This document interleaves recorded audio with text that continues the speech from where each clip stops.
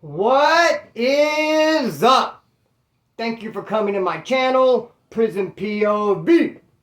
Shout out to the joiners. Shout out to the point of view crew. And trip on this. Wood against wood. Your own people will get you caught up. Believe that.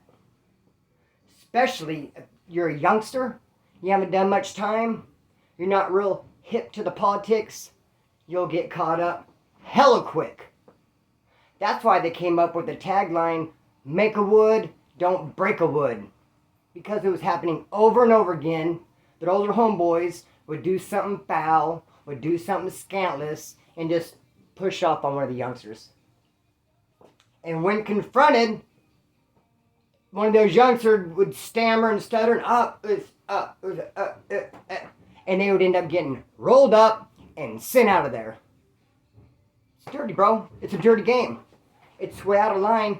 They tried to do it to me. And look how many comments will probably pop up in the comment section at the end of this video saying, Splinter, you deserved everything you had coming to you. You deserved everything bad that happened because you were at fault in this video.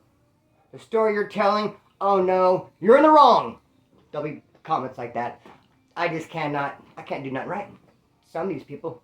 Be that as it may, that was a waste of breath. Should not even have said it. Trip on this.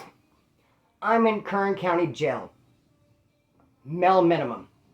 I just got done doing 90 days on 5 months. I was right back with another 5 months. I knew I was going to do 90 days on it as well. And I was in there getting my peckerwood on, homeboy. I was programming. I was participating. Full blast. I was letting it rip. Reputation over everything else. I wanted to make a name for myself. I was just in there putting it down, homeboy. Well, in my mind anyway. That's all that matters, isn't it? What's going on in my own mind? Homie, I'm in the county jail letting it rip. The dude who has the keys to the yard is a dude named Flea from Fresno. Big old Fresno tattooed on his stomach. He should never have the yard just based on him being from Fresno. But no, he painted a different picture. He said, no, I'm a transplant. I'm from Kern County, Taft now. It's not like I'm from Fresno, went driving to go to Magic Mountain or something, went through Bakersfield, got pulled over. Here I am. It's not like I'm from Fresno in here trying to take the keys to the yard. I'm a transplant. I was from Fresno, now I'm from Taft. So they start saying he's no longer the Fresno Flea. He's a Taft tick, homeboy. It was a joke.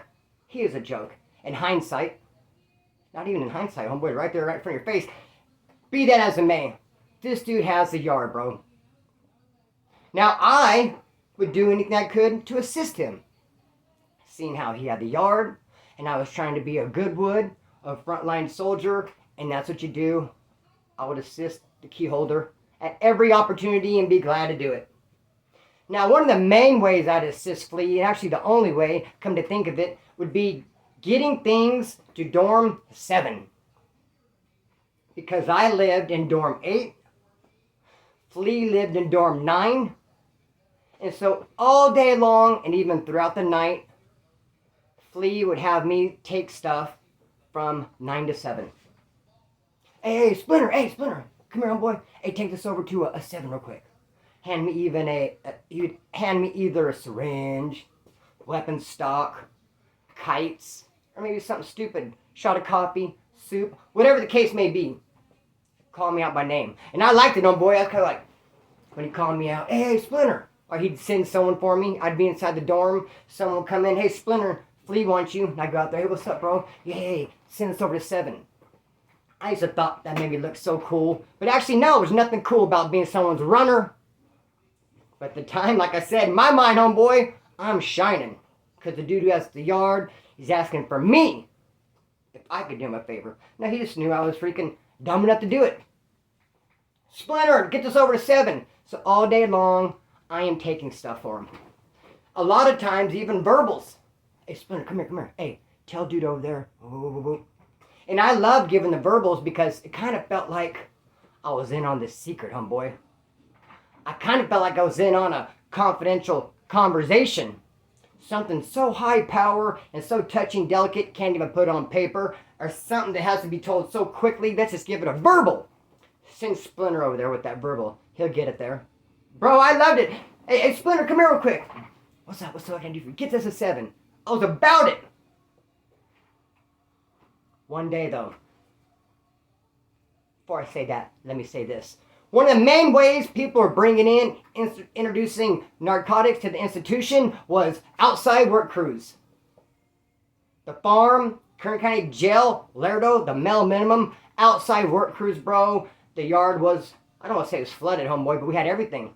Because of the outside work crews, especially the sheriff's firing range. Because it's the same location every time. They go right out there to the firing range. And if you drop something off, they're going to bring it in. It's not like you're picking up trash in the freeway. And it's like, what freeway am I going to be on today? Yesterday I was over here, and you kind of tell your people, well, I might be right here, just kind of throw some out the window. They try to do it. They do bring stuff in from cleaning, picking up trash in the freeway, but it ain't nothing like that. Homeboy, the sheriff firing range. That was a for sure thing. So one day, bro, cop comes out, starts calling people. And it's right in front of my barracks, too. Where it's at, 7, 8, 9, it's up on the hill. The gate where they take people out to work, and the weight pile, it's all right there, all my line of vision, bro. And this cop comes out, and he's like, hey, we're taking people to work. We're taking people to the sheriff firing range. First 10, first come, first serve. Now, they had to clear you. You had to be signed off, you had to be sentenced, you had to, all this whoop whoop and jump through all the hoops and all that. You had to be approved to go out there. And there's probably 20 people approved. They only took 10 at a time. And they only went maybe 2-3 times a week. So here comes this cop. Hey, I'm taking people to go out to the firing range, taking people to work. Bro, people go get in line. Real quick. You know, take 10. A lot of people are not even hitting, not even bringing anything in. They just want to get out and go work. You get 2 sack lunches. You get to get out in Bakersfield. You get to hear the radio. You just get out and your work's better than laying around the dorm all day. A lot of people want to go work. But then there are those, they got stuff sitting out there waiting for them. They need to go pick up. So the cop says, I'm taking 10. Bro, people went and lined up. Now the 11th dude who got in line, he was trying to go, and he's like, 1, 2, 3. He's like, dang, snarf, snarf, I'm number 11. Dang it. Was Flea's homeboy. Flea's road dog. In fact, he was supposed to go out there and hit for Flea. It's probably why Flea had the keys, because he was also helping out the economy. That always really helped. That'll help you get the keys to a building, a yard, if you're helping out the economy, and if you're hitting, and if you're bringing stuff in, and you have action, more likely to get the keys. Flea had stuff out there. Dude was supposed to go get it. He can't. He's number 11 in line. So that's when he goes back to his dorm 7 and tells me, Splinter, hey, go tell Flea in 8, man. Go tell Flea in 9. Pardon me, I'm an 8. Go tell Flea, give him this verbal, I can't go out there today. I can't go out to work. So I go over there. Hey, Flea, hey, dude over there. And he can see him on the fence. I go, dude, he can't go work. Flea's like, why, what's up? So I'm going back and forth, and I'll just tell you what the conversation sounded like. He told Flea he couldn't go out and work because he was number 11 in line. Flea asked him who was number 10. He says, I don't know, some paisa dude. Flea tells him, hang on real quick. He goes back in his dorm, he asks around, he talks to some people that are in 10, and then he comes back and he tells me, hey, tell dude in 7, number 11 in line, to tell the dude who's number 10, that paisa, to stay home, he can't go. Pull him out of line, take a spot. Now, as this is all going on, this conversation, there's a line. The cop don't take him right away. He calls, hey, taking people to work. And a good 10, 15 minutes goes by as people line up and he gets everything ready. In that 10 minutes is when I'm going back and forth between 7 and 9. Trying to get this figured out, this conversation. Dude's like tripping out. I can't go work. Flea goes, tell the dude who's number 10 he can't go to work. So dude goes out there. He goes back out. The yard's not open, by the way, but people are moving around. There's movement. He walks back out of 7, his dorm, goes over the line, tells dude, you can't go to work. I got to go instead. It's very important I go. The Paisa's like, what? He's like, oh, hell no, I'm going. So dude comes back, and he says, dude said he won't get out of line. So that's when they tell me, Splinter.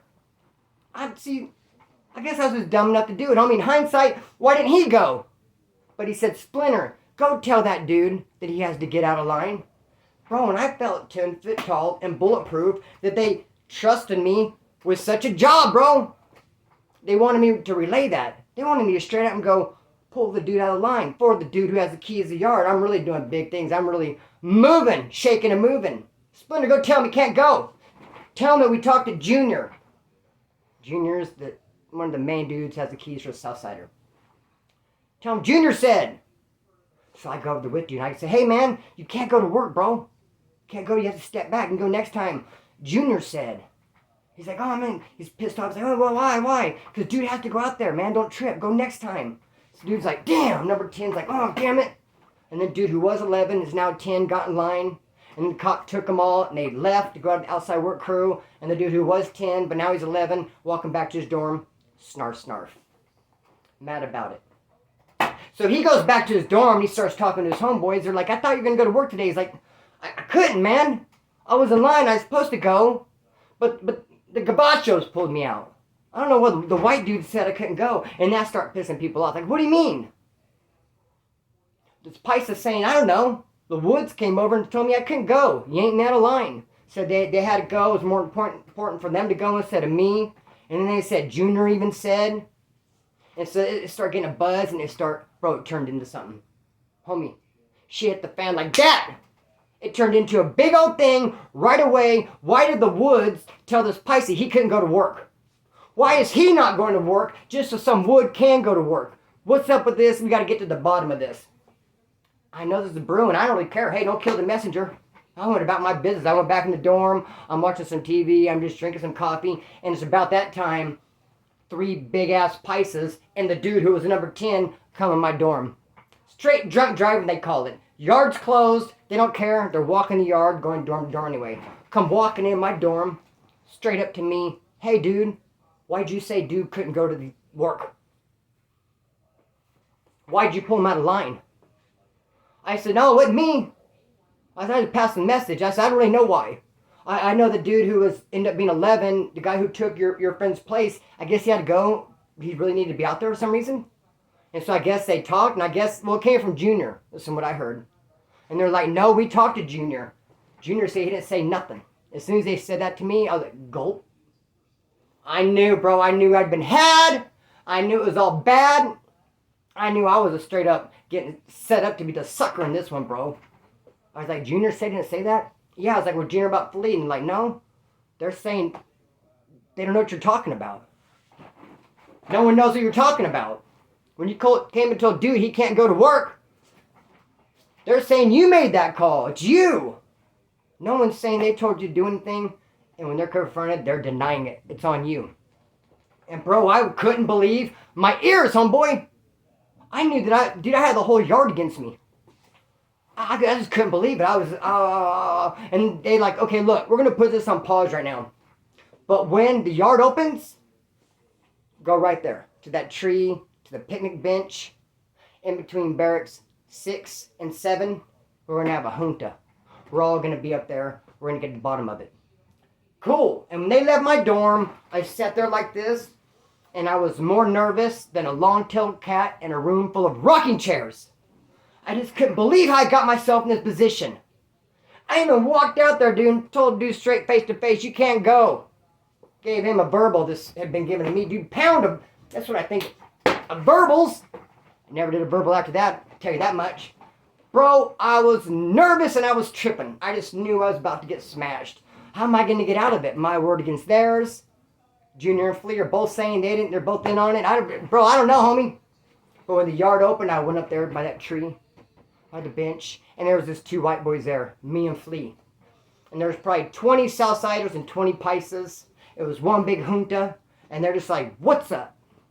Start talking. And I was like, I don't know anything. I live in 8. Dude lives in 9. He told me to tell dude in 7. That's all I did. I live in 8. I just passed a message from 9 to 7. Dude, why do I care if dude goes working out? I got nothing out there, I said. I'm not going to hit nothing. I'm not bringing anything in. I got no package out there waiting for me. Dude, what do I care? I only care about having a good reputation and shining for the hometown, which looks like I'm ruining that. I thought I was on a roll. I thought I was onto something. Guess not. But dude, I don't give a fizzuck who goes to work. And I start getting mad. I was like, dude, whatever, man. I don't care. I didn't tell dude he couldn't go. I don't care if he goes or not. And the Flea was just, looking like he dropped something, he's trying to pick it up, and they're like, all right, we'll figure it out. And again, I went back to my barracks, and I would have loved to have someone to walk the yard with and tell them what happened, ask them what they think, what's going to happen. But dude, when everyone's looking at you like you're the bad guy, no one wants to be your friend and walk the yard. They don't want to be guilty by association. Good luck finding a buddy, unless you have a real down road dog who have your back, right, wrong, or indifferent, which I didn't have none of them this time. Not yet. So I'm Han Solo by myself, just like stressing out, and then they finally came to me and said, okay, man. The Woods came to me. Hey, we know what's happening now. We know what's up. Flea's a liar. I'm like, oh, you think? It took you like 5 hours and 12 juntas and 18 kites and 15 phone calls and all this him and haw to figure out. I mean, I could have told you that. Dude, it took you this long? Flea's a liar, they're saying. They're like, he has to go. Then the Wood who took the keys, since Flea's being removed now, Stretch, he's like, I need a whiteboard to take him out. We're looking for a Wood to move on. I said, let me do it. Let me do it, bro. Since you're trying to hit me up, makes sense I would do it. Why get anybody else? Matter of fact, you should ask me to do it. Matter of fact, you should tell me to do it. Homeboy, Splinter. Politics dictates. You get that fool. I said, dude, I'll do it. Raised both hands. So he happened to be gone. It was lunchtime, and then close the yard. I think he was out serving sack lunch is what it was. He was gone. So while he was gone, the plan was for me to go in his dorm and sit and wait for him to come back. And when he came back from wherever he was at, he was going to come in his dorm, and I was going to be there, and I was just going to rush. And I was going to just smash that Taft tick, homeboy, for putting me in a cross, for putting me in a bind, for trying to pinch me and squash me like a bug.